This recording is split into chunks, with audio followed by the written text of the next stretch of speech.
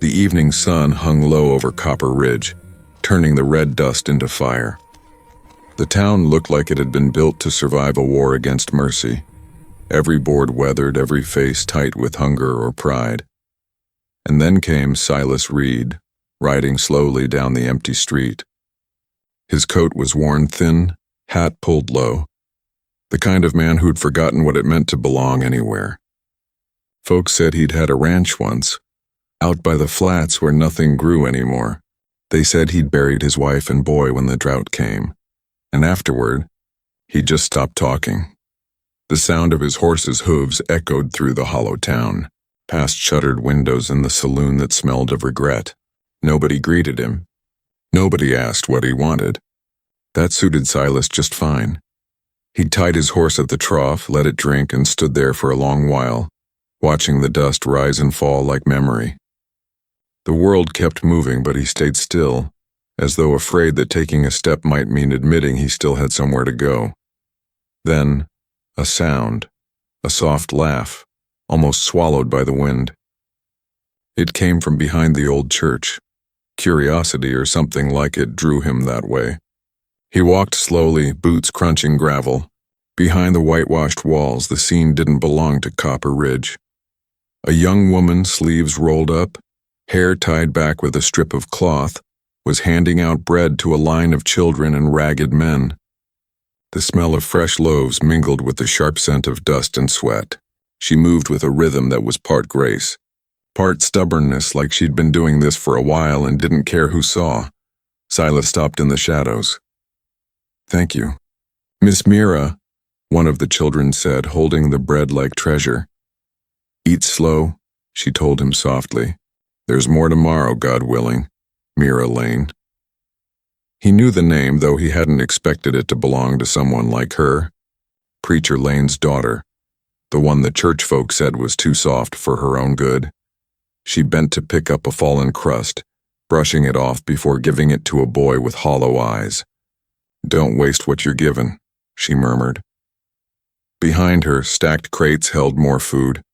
Potatoes, turnips, biscuits gone hard but still edible. The kind of charity this town didn't take kindly to.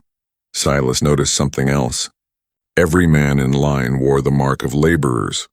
Railroad hands the council had run off when the project failed, calling them outsiders, troublemakers. These people weren't welcome here, and yet Mira was feeding them. In secret, behind her father's church, the smallest of the children, a boy no older than 7, tugged at her skirt. "Ma," he whispered, "I'm still hungry." Mira smiled, but her eyes flickered with pain. "Then we'll share what's left, Toby." That name, Toby, hit Silas like a stone. His own son had been Toby. He stood frozen, shadows hiding his face, heart thudding slow and hard. When the last child ran off and the workers drifted into the twilight, Mira stayed behind, wiping her hands on her apron. Silas wanted to speak, to say you shouldn't have to do this alone, but the words wouldn't come. They hadn't in years. Instead, he reached into his saddlebag and pulled out what little he had, 2 tins of beans, half a loaf of bread. He placed them beside her crates without a word. Mira turned at the sound. Her eyes found the offering before finding him, standing there, tall and still, face unreadable. For a moment, neither moved. The wind carried the faint whistle of a train that would never come. She gave a small nod, more gratitude than surprise.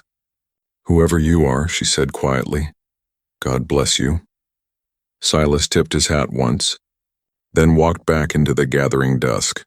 Behind him, Mira's voice rose again, soft but certain, as she prayed over what food remained, and though he told himself it was just the wind, Silas felt something stir in the hollow place inside his chest, something like a reason to turn back tomorrow. The dust swallowed his silhouette, but Copper Ridge had just witnessed the start of a quiet partnership, one that neither of them yet understood. The morning after, the town of Copper Ridge woke with its usual stiffness, merchants sweeping porches, the saloon keeper dumping yesterday's whiskey into the dirt, and the church bell tolling half-heartedly across the street. But beneath that rhythm, something was off. Whispers floated like dust. "She's doing it again. That preacher girl." By midday, those whispers reached Reverend Lane. The preacher stood on the church steps, hands folded, jaw tight as the town councilmen gathered below. Their leader, a thick-set man named Duncan Harlow, removed his hat and spoke as though every word were dipped in law. "Reverend, we got reports your daughter's been feeding those railroad drifters again. Now, I don't gotta remind you. We got enough mouths in town as it is. Her charity attracts trouble." The Reverend's voice trembled, not from fear but exhaustion. "Those men are hungry, Duncan. God doesn't ask for papers before he feeds a soul." "God might not," Harlow said, "but Copper Ridge does. Tell your girl to stop, or this town will see her as one of them." Mira had been listening from the church doorway, bread dough still on her hands. Her father turned to her slowly. The sorrow in his eyes said more than words ever could. "Pa, I won't stop," she said softly. "You preach about mercy every Sunday. What's the point if we don't live it come Monday?" The councilmen exchanged glances.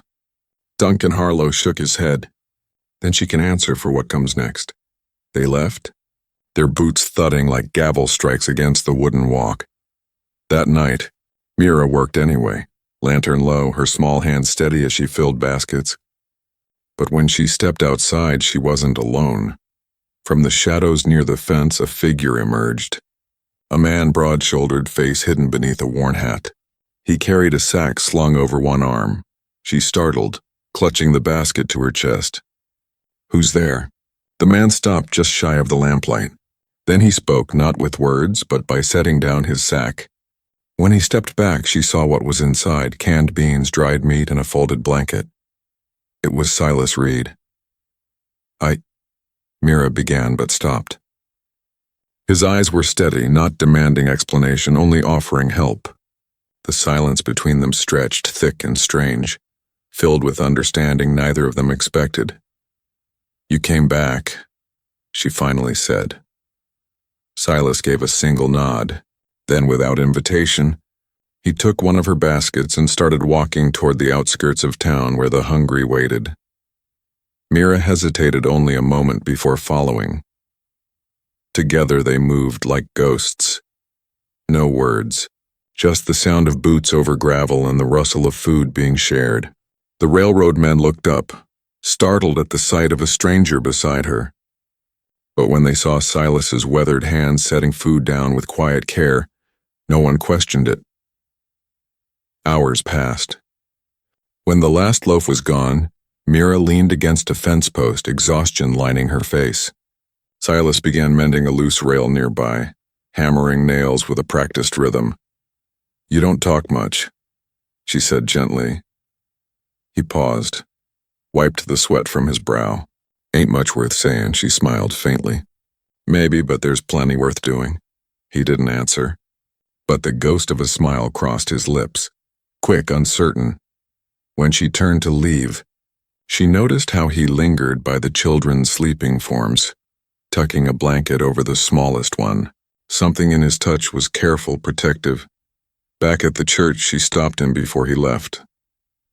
"You don't owe me this," she said. His gaze held hers for the first time. "Ain't for you," he murmured. "It's for them." Then he walked off into the darkness. Inside the church, her father waited by the doorway, candle flickering between them. "Mira," he said softly, "the council means what it says. They'll make you pay for defying them." "I'm not the one they should be afraid of," she whispered. "Hunger's worse than sin in this town." Outside, on the ridge above Copper Ridge, Silas stood beneath the cold stars, watching the glow of the church window, feeling a pull stronger than grief for the first time in years. Tomorrow, he decided, he'd bring tools. If he couldn't pray like he used to, maybe he could build something instead. And with that, the silence between a broken man and a brave woman became a promise neither had spoken, but both had begun to keep. The next morning, Copper Ridge woke to find the old Watson barn stirring with life. The building had been abandoned for years. Its roof sagged, doors half hanging, a ghost of the cattle days long gone. But by sunrise, hammer strikes echoed across the fields. Silas Reed was there, sleeves rolled up, nails clamped between his teeth. Mira Lane stood nearby, handing him planks and trying not to smile at how naturally he took command of the work. Neither of them had planned it, but somehow they both knew this would be the place. The barn would become a shelter. By midday, they had fixed one wall and patched holes in the roof using old tarps and strips of canvas. Silas worked without rest, and though he said little, Mira caught glimpses of something behind his quiet purpose, maybe, or healing. "Didn't think you'd come back," she said softly as she carried in a crate of blankets. "Didn't think I'd find a reason to," he replied, eyes on his hammer. That made her pause. There was a weight in his tone. A man who'd once loved deeply and lost everything. She didn't pry. Some things in this world didn't need words to be shared. That night, the first of the railroad families arrived. Thin men, women carrying sick children, and a few orphans who followed out of habit more than hope. Mira handed out soup and warm bread. Silas repaired a broken cot. Among them was a boy named Toby, a wiry child with hair that stuck up like dry wheat. He watched Silas with wary eyes. "You're the one who brought them beans?" Toby asked. Silas nodded once. "My pa used to say beans could fix near anything," the boy continued. "Then he got sick. Guess there ain't beans for that." Silas didn't speak, but when the boy turned to leave, he stopped him gently. "Eat anyway," he said. "Keeps a man strong enough to fight what don't have medicine for." The boy grinned, wide and toothy, before running off. That small exchange, barely 10 words, seemed to thaw something in Silas. The boy's spirit, his blunt honesty, reminded him of his own son, the same name, the same spark. For the first time in years, Silas caught himself listening for laughter instead of silence. Days passed. The barn transformed. Mira painted over the old Watson brand, replacing it with a simple handprint, one small, one large, pressed together. "For work done together," she said when Silas raised an eyebrow. By the end of the week, the barn no longer looked abandoned. Smoke rose from its stove. Children's voices filled the air, and the workers had a roof to sleep under. But good deeds in Copper Ridge never stayed secret for long. Word spread through the saloon and the general store. That preacher's girl's harboring vagrants. Got that widowed rancher helping her too. By the time the town marshal heard it, the story had twisted. They weren't feeding the hungry anymore, they were harboring criminals. One evening, as Mira hung fresh linens to dry, the marshal rode up with 2 deputies.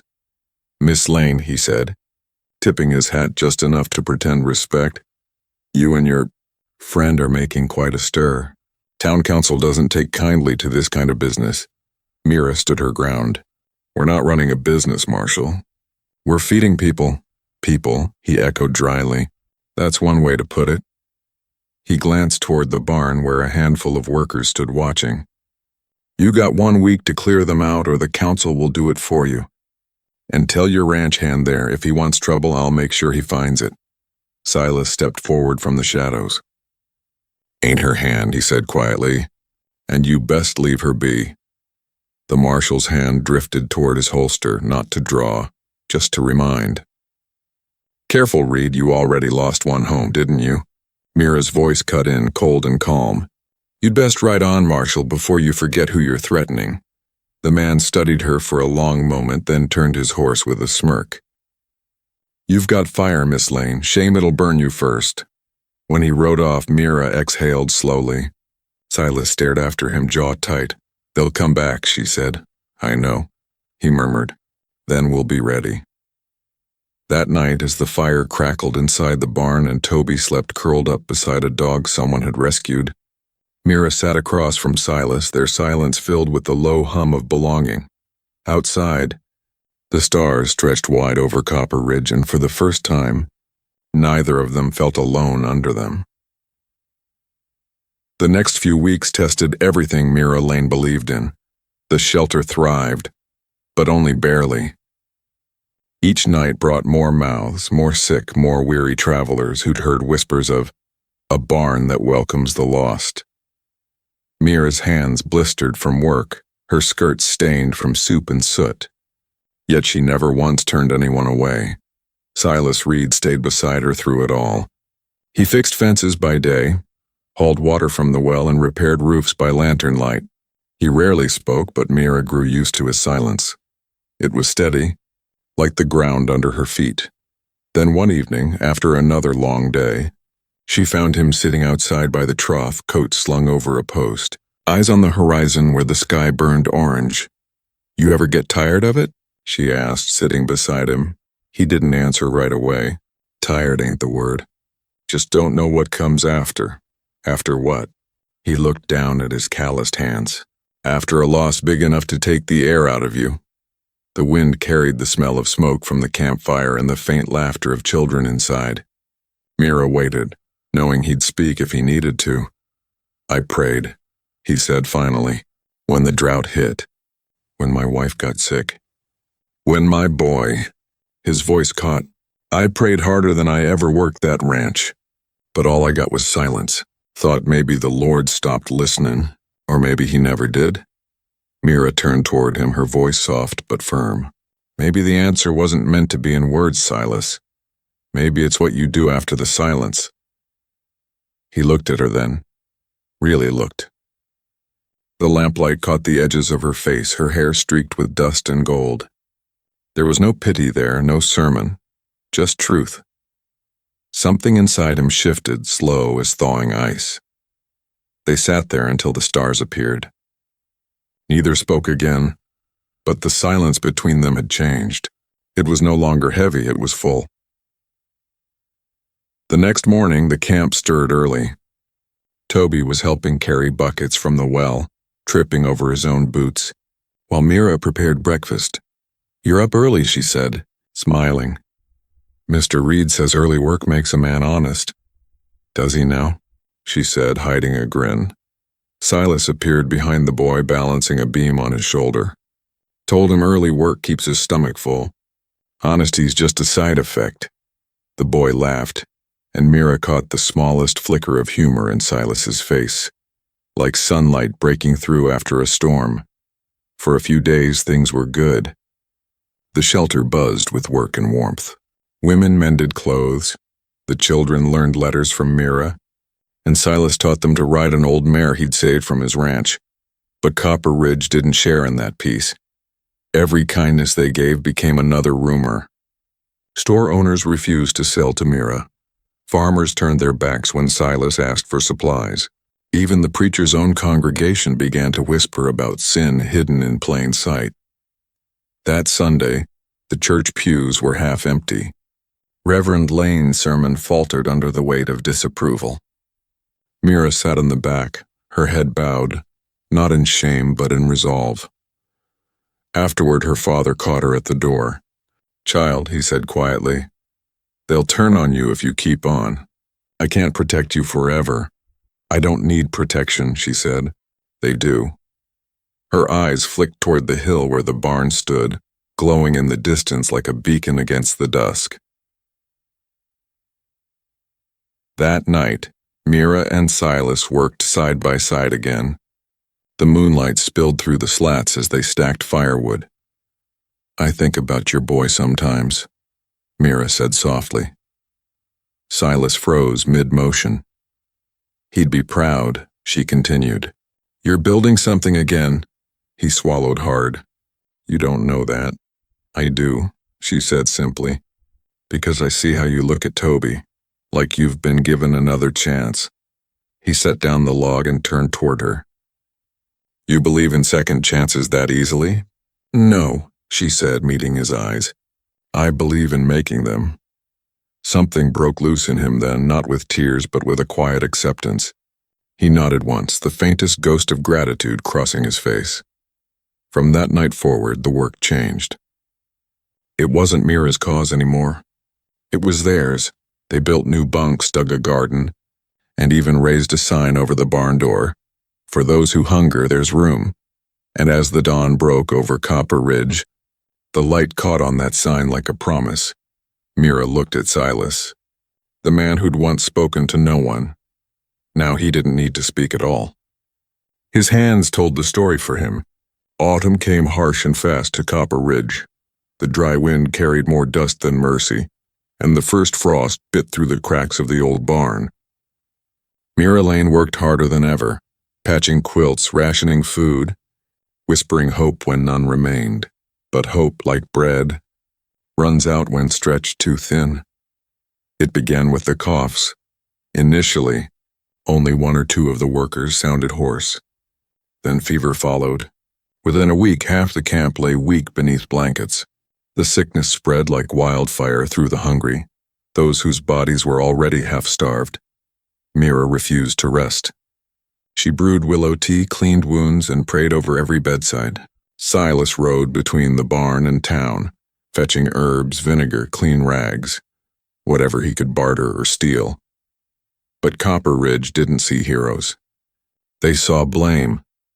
At the general store, whispers turned to accusations. That preacher girl brought the sickness, someone spat. Feeding the railroad trash, now she's killed half the ridge. Marshal Danner listened. And this time, he didn't ride out to warn her. He rode out to end it. That night, Mira was kneeling beside a fevered child when the barn door slammed open. The marshal and two councilmen entered, faces grim beneath the lantern light. "Miss Lane," Danner said, "you've crossed the line." The council voted unanimously. This camp's to be cleared. You'll pack up and move these people out by dawn. Mira rose slowly, her hands trembling but her voice steady. "If we move them now, some won't survive the night." "That ain't my concern," Danner replied. "Disease doesn't care about charity." Silas stepped forward, wiping sweat from his brow, eyes cold as iron. "And the law doesn't care about people." The marshal turned to him. "You'd best remember who you're talking to, Reed." "I do," Silas said evenly. "A man hiding behind orders because he's too scared to do what's right." For a moment no one breathed. Then Danner's jaw clenched. "You're done here. Both of you." He tossed a folded notice on the floor, the town seal stamped in red. "We burn the barn come morning." The words fell heavy as a gallows rope. Mira bent to pick up the paper, her hand shaking. "You'll burn sick people alive?" Danner looked away. "Don't make me the villain, Miss Lane. You did this." When they left, the barn fell silent, but for the coughs of the dying. Silas's knuckles whitened around the paper. "We're not letting them do it," he said, voice low. "They'll arrest you," Mira whispered. "Then they'll have to come through me first." Before dawn, Silas saddled his horse and rode into town. The streets were dark, shutters drawn tight against conscience. He went straight to the sheriff's office and dismounted with a hard thud. Inside, Marshal Danner sat with his boots on the desk, rifle across his lap. "You can't stop what's coming," Danner said before Silas could speak. "You think one man's word means more than the council?" Silas stepped forward, calm but burning. "You ever lost a child, Danner?" The marshal blinked. "Then you don't know what it's like to see another one suffer when you can stop it." Danner rose, hand to his holster. "I said enough." Silas didn't flinch. "So did God, you just weren't listening." The marshal's patience snapped.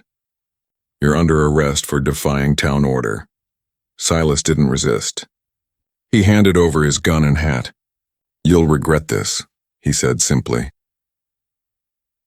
Back at the barn, Mira watched the horizon through tear-blurred eyes, waiting for Silas to return. The fever worsened. She moved from cot to cot, whispering prayers until her voice cracked. Toby tugged her sleeve weakly. "Miss Mira, where's Mr. Reed?" "He'll be back," she said, forcing a smile. He promised. But as torches began to gather on the ridge, her hope began to break. The townsfolk were coming, men with oil lamps and kerosene, led by the council.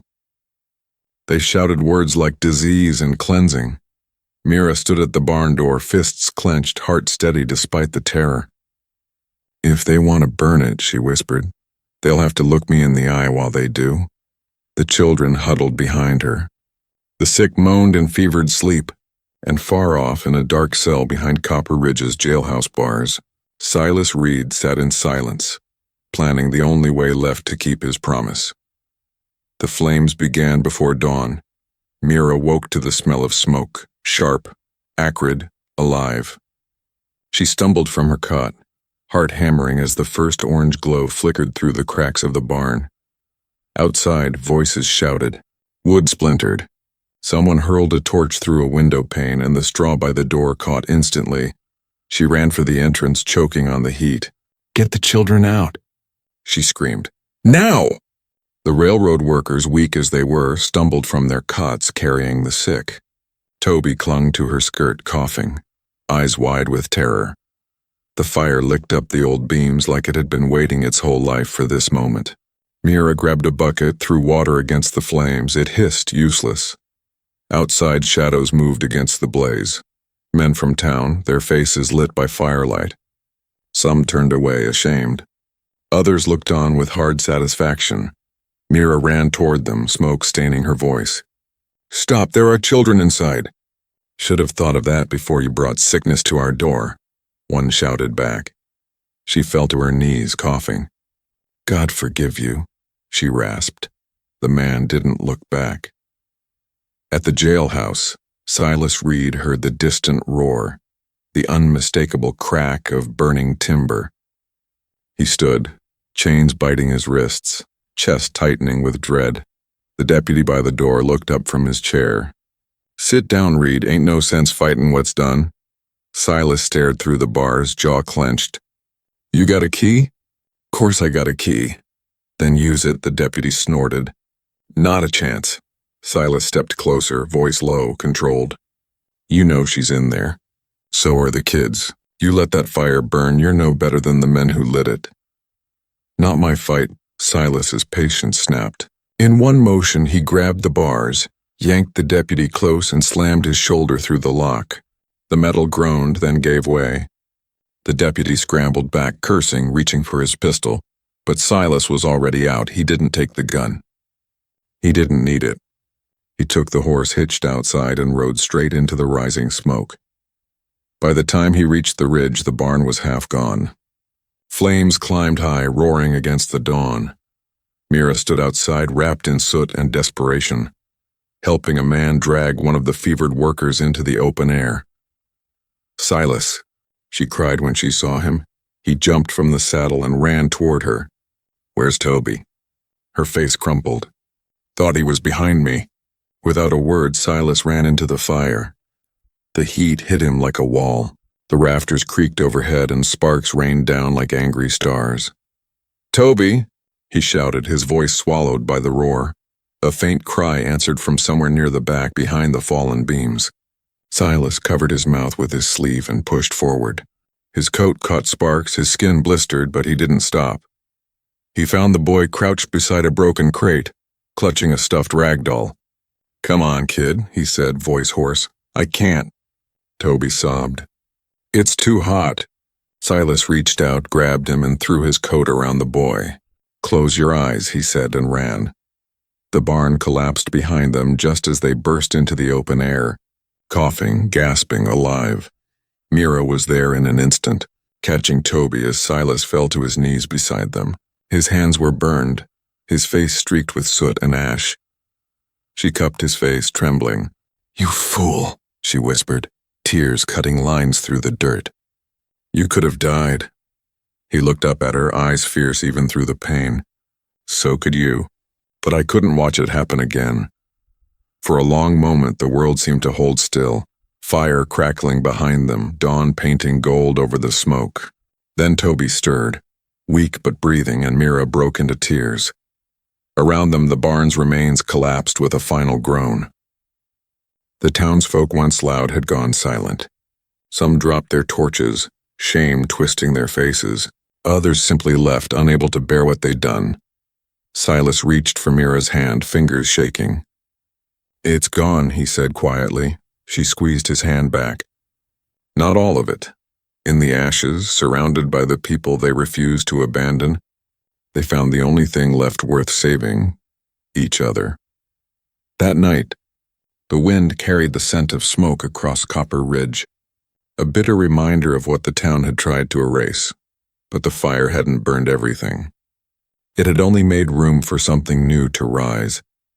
And as Mira watched Silas sleep by the campfire, Toby's small hand curled around his, she whispered, "Maybe the Lord wasn't silent after all."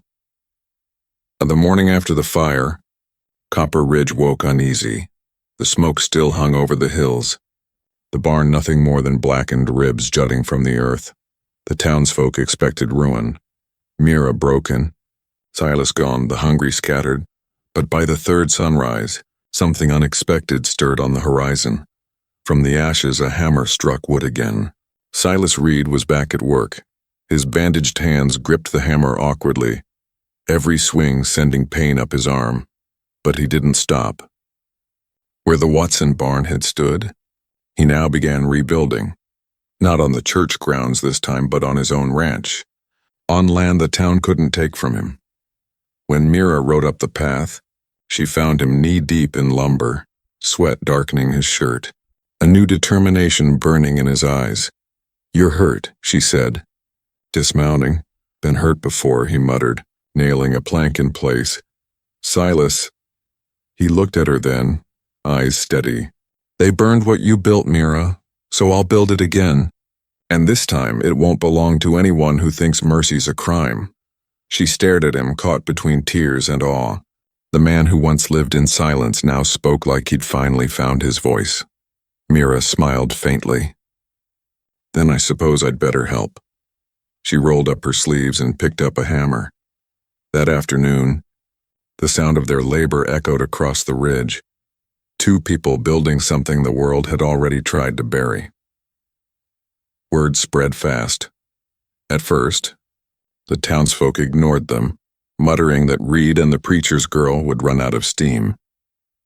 But when they saw the frame go up strong and straight, when they saw Mira teaching the children by the fence while Silas raised beams beside her, the whispers began to change. A widow from town came first, carrying a loaf of bread. Then a ranch hand brought a sack of nails. By week's end, 3 more families came quietly after dark, men who'd once jeered, women who'd once turned away. One of them, Duncan Harlow's own wife, left a basket of blankets at the door. No note, just a gesture that said everything words couldn't. Mira found Silas sitting by the unfinished doorway that night, staring out across the moonlit plain. "They're coming around," she said softly. He nodded. "Not fast enough?" "Maybe not," she replied, sitting beside him. "But every act of kindness starts slow. Then it catches fire, the good kind." Silas gave a small, tired smile. "You talk like a preacher." "Guess it runs in the family," she teased. He chuckled under his breath, and for a heartbeat, Copper Ridge didn't feel like a place of ruin anymore. It felt like home. By the time the marshal returned, hat in hand, shame shadowing his face, the new barn stood proud and near complete. The air smelled of fresh pine and coffee instead of smoke and ash. "Reed," the marshal said gruffly. "Council sent me to check in." Silas didn't stop hammering. "You checkin' or confessin'?" Danner looked down, scuffing the dirt. "Didn't know it'd go that far. Should have stopped it." Silas paused, then handed him a plank. "Then start by holding this." For a moment, the marshal just stared. Then quietly he took it. Together they lifted the beam into place. Mira watched from the fence, tears welling. The same men who'd condemned her were now helping rebuild. Redemption had come, not through sermons or punishment, but through example. When the sun began to set, its light poured through the open frame of the new barn, golden and wide. The silhouettes of men, women, and children filled its doorway, a new kind of congregation. Mira handed Silas a cup of coffee, their fingers brushing. "You did it," she whispered. He looked at her, eyes soft. "We did." They stood side by side as the last board went up, the townsfolk cheering quietly. It wasn't loud or proud. It was humble, the sound of a town remembering how to care. as the fire's memory faded behind them.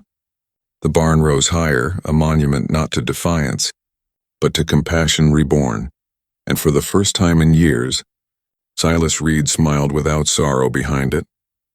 That night, as they sat by the porch, Mira looked at him across the glow of the lantern. "No vows," she said softly, echoing their unspoken truth. "No words." He reached for her hand, rough fingers closing around hers. "Don't need 'em," she smiled. "Then what do we call this?" He thought a moment. "Home."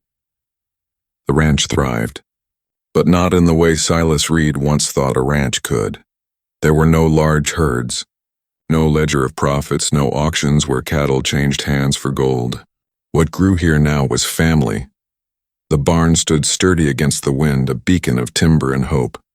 Its walls echoed with laughter, the patter of tiny feet and the occasional crash of a broom dropped mid-chase. Toby ran between the rows of bunks, calling out to other children, teaching them games that came from nowhere but joy. Mira Lane rose before sunrise, as she always had, her hands gentle on the children's heads. She taught them letters at the long wooden table, tracing words in flour on the boards when ink was scarce. The boys and girls leaned close, their faces serious, hungry for knowledge. "Now, write your name," she said one morning, and little fingers struggled over each curve and line. Silas walked past, carrying buckets of water, and paused to watch. The boy he had saved, the boy who reminded him so painfully of the son he lost, looked up and grinned. "Mr. Reed." "Watch this," Silas chuckled, and for the first time the sound wasn't hollow. He had taught Toby to ride on the old mare, and now he watched as the boy waved his hands in triumph over a carefully drawn letter. Afternoons were different. They were Silas's domain, where he taught the children to ride, rope, and care for the land. He guided them patiently, voice low but firm, hand steady. They learned to balance on horseback, to mend fences, to lift planks, and even to lift each other when fear or fatigue took hold. It was a rhythm neither Silas nor Mira had expected, but it felt like a life rebuilt from nothing. One afternoon, Mira approached the porch, a basket of bread in hand. She watched Silas as he showed Toby and a group of boys how to properly care for a horse's hooves. "You've done it," she said softly. He didn't look at her, just kept guiding the children. "We did it," he corrected, and finally lifted his eyes to meet hers. They shared a look that needed no words. Every scar, every sleepless night, every act of silent defiance had led to this. The ranch was more than land and livestock. It was a refuge. From the townfolk who had once judged and abandoned, a few had returned, quietly offering blankets, food, and even tools. They never stayed long, but their gestures were enough to fill the gaps left by mistrust. Toby ran past, laughing, dragging a small girl behind him by the hand. The children called out, shouted, and chased each other across the open field. Silas leaned against the fence post, watching, and Mira came to stand beside him. "No vows," she said again, echoing the unspoken promise that had grown between them. He nodded, fingers brushing hers. "Don't need 'em," he said simply. "We got this." And in that simple truth both of them understood. Love didn't always need ceremonies or words. Sometimes it was the quiet labor of hands, the warmth of a shared fire, the act of standing together when the world burned. As the sun began to set, painting the horizon in shades of gold and crimson, the barn doors opened wide. Laughter, shouts, and the smell of freshly baked bread filled the air. Silas lifted Toby onto his shoulders, spinning him around as the boy laughed freely. Mira watched, and her heart swelled. This was the family they had chosen, children who were hungry not just for food but for care, and adults who had learned to care again through their example.